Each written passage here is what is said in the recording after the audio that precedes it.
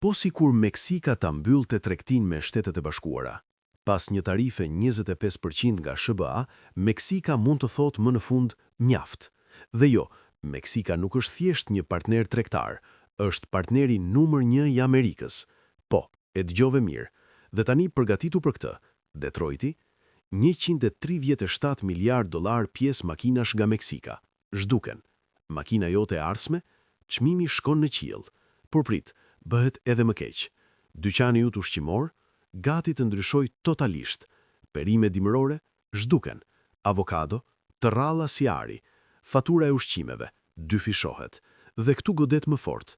Fermerët amerikan në telashe serioze. Tregu i tyre numër 1 i eksportit, Meksika, humbet. Gati për goditjen finale, SBA importon 1.2 milion fuqi naft meksikane çdo ditë. Pa to, çmimet e karburantit gati të shpërthejnë. Në shtete të veçanta, Teksasi, $200 miliard tregti zhduken. Kalifornia, mbi $100 miliard humbje. Arizona dhe New Mexico, ekonomitë e tyre në prag kolapsi. Por pyetja e vërtetë është kjo. A do ta bënte vërtet Meksika këtë lëvizje? Shkruaje mendimin tënd në komente.